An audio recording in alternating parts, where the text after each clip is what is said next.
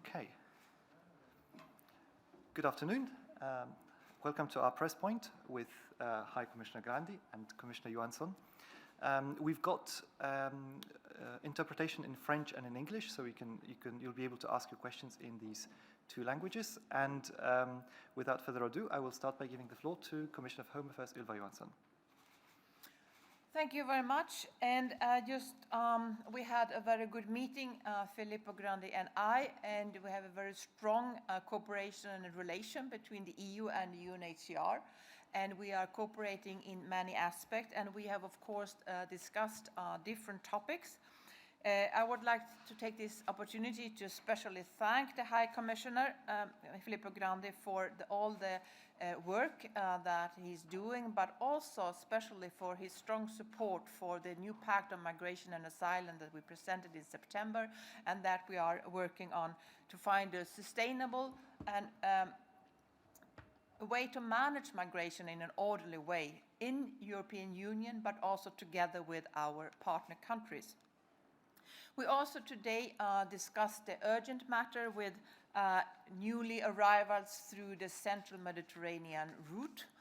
Especially the last days, we have seen a lot of boats arriving in Italy, but we also know that Malta is also a country that could be affected. And I spoke to the Italian Minister, Luciana Lamorgese, earlier today. And I must say that when we see this huge amount of people coming in a very short time, there is a need for solidarity towards Italy. And I call on other member states to support with relocation. And I know it's more difficult, of course, in the pandemic times, but I think it's possible to manage, and now it's time also to show solidarity towards Italy and to help in this situation. We also have discussed the situation in Greece. We have discussed the problems with alleged pushbacks at external borders, and especially we put a lot of focus on how the political process could get further on progress when it comes to the new Pact on Migration and Asylum. And I very much appreciate the strong support that we got from UNHCR on this issue. Thank you, Commissioner. High Commissioner? Thank you very much. Thank you, Ylva. I just want to echo what Commissioner Johansson just said. And I think that the fact that I'm here, by the way, for 2-3 days in Brussels for a number of meetings, and the fact that over this weekend we have witnessed again arrivals through the central Mediterranean is further proof that we do need the pact. We do need, Europe needs a predictable mechanism to deal with these matters. By the way, yes, there were several boats coming, but we're talking about manageable numbers. Through a rational and agreed mechanism, this would be very manageable, in our opinion. Even if, as always in the summer, or the beginning of the summer, there are more arrivals. What we need is more predictable, more efficient, state-led mechanism to rescue people at sea, because we've also seen in the last few weeks a lot of loss of life. We need, of course, a predictable mechanism for disembarkation and relocation. We need to stop the pushbacks that are happening all along the external border of the European Union. And we need a mechanism to investigate those pushbacks when they happened. And I fully agree with the Commissioner. We need a mechanism that balances proper arrival arrangements with solidarity through relocation. I personally think that this is the least that Europe could put in place.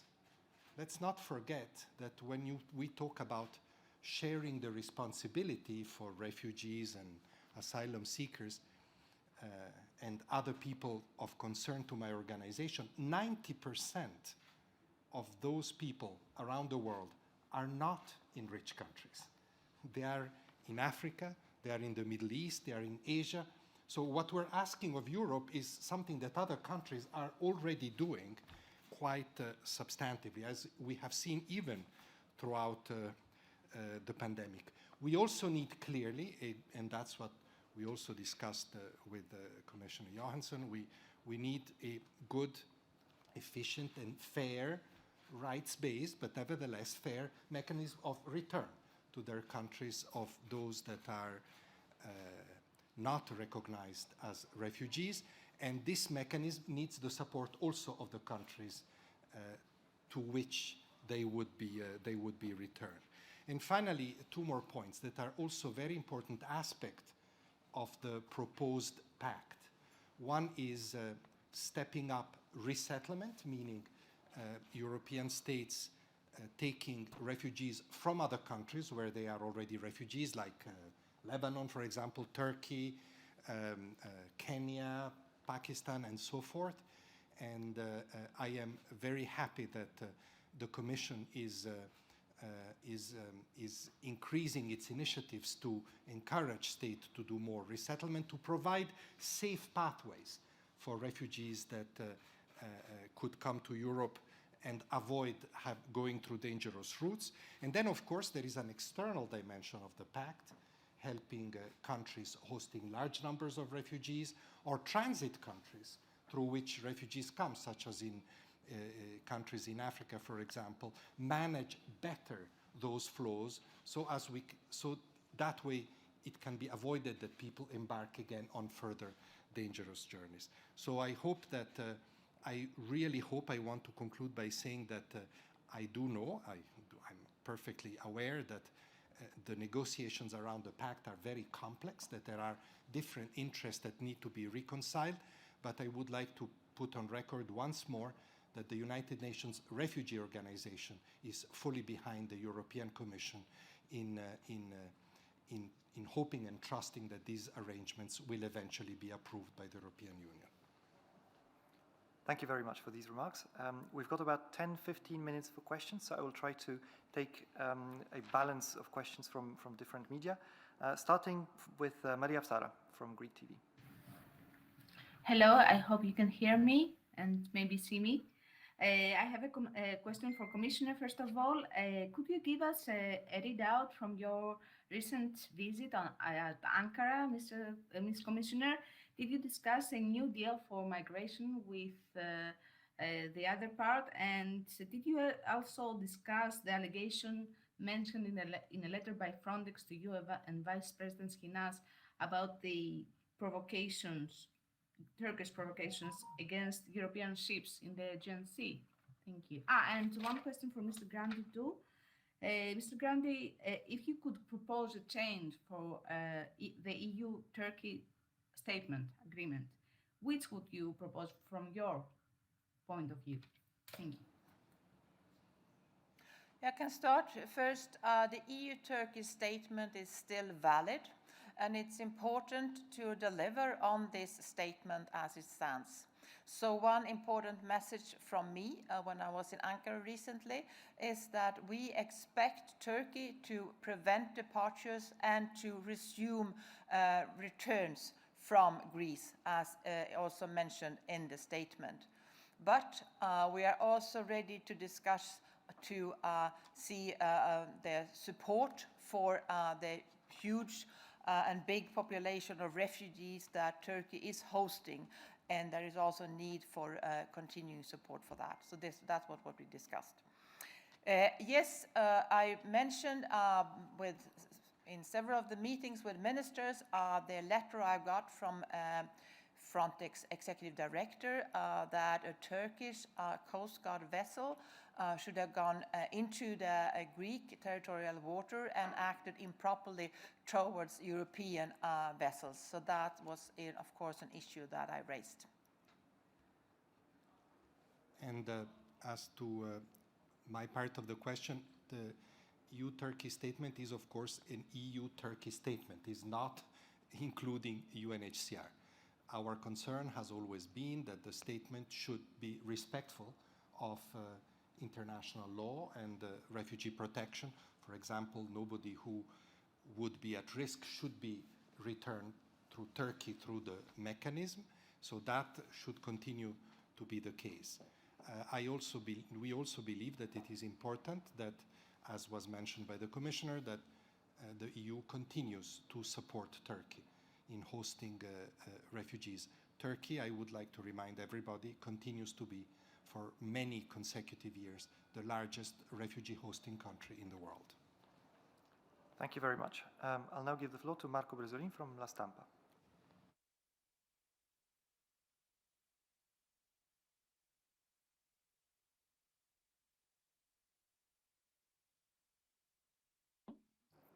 I hope you can hear me.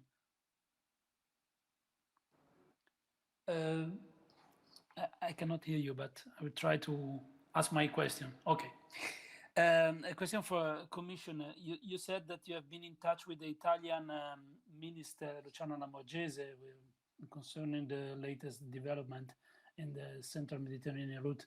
I'm wondering if you have been in contact also with other ministers of other member states in order to find someone ready to help Italy of course, on a voluntary basis, or if you are just launching a call now. And what kind of role the EU, the Commission, the European Commission can play? And what about the Malta agreement? Is it still valid and effective, or we should find a new temporary tools, of course, while we are waiting for the reform of the Asylum Pact? Thank you very much. Well, thank you. Yes, I had a call with Minister Lamorgese just a few hours ago, and my services are now reaching out to other member states to ask for solidarity for relocation. In my view, the best thing to address this situation is to adopt a pact on migration and asylum. We really need, as also was mentioned by the High Commissioner, we really need a solid arrangement also for search and rescue cases, but also to help member states under pressure, but also to make sure to everybody and to fight smugglers that those that are not in need of international protection will be returned to the country of origin. This is also an important part of this, and that's also in the pact. And of course, in my view, we need also temporary arrangement to deal with the situation before we have the pact adopted. So we need to go in parallel with the negotiations on the pact and also arrange with temporary arrangement. I must say we do not have the legal basis for this kind of regulation, so we are dependent on the voluntary solidarity from member states. And this is what I hope that member states will show in this situation. Commissioner, anything to? Thank you very much. We have two more questions, and I think we'll be able to take them both if we're relatively quick. I'll start maybe with Irini for balance. Irini Zarkadura. Hello, can you hear me? Can you hear me? Great. Commissioner, I'd like to go back again to your visit to Turkey because as you mentioned, you discussed the issue between vessels from Turkey and Frontex. What was the reaction from Turkey side? What did they reply to you? How are they going to react from now on? Because it's not something new, these Turkish provocations. Thank you. So I raised this issue both with the Minister of Interior and with the Vice President. And of course, my message is that this is totally unacceptable, especially as I learned that one of these vessels has been totally also fully funded by the EU funds. That makes it even more unacceptable. So I made my point very clear. The Turkish side has a little bit different view, but I made the EU position very clear. Thank you very much. And for the final question, David Carretta. Thank you very much. David Carretta, Radio Radicale, Italian radio. I would have two questions, if I may. The first one to Commissioner Johansson. the High Commissioner Grandi said that the EU should put in place a predictable mechanism to save people at sea. Would you be in favor of a naval mission by the EU to avoid accidents, incidents that are happening all the time in the central Mediterranean? And the second question to Mr. Grandi, do you consider the cooperation or the system in place with these cooperation between Frontex, some member states, and the so-called Libyan Coast Guard has a pushback or not? Thank you. I can start. First, I think to avoid these tragedies when lives are lost at sea, the most important thing is to prevent these dangerous departures. And to prevent that, we need to do different things. Of course, fight these smugglers, but also to invest in legal pathways and to support and work together with third countries in building capacity to manage migration in different third countries.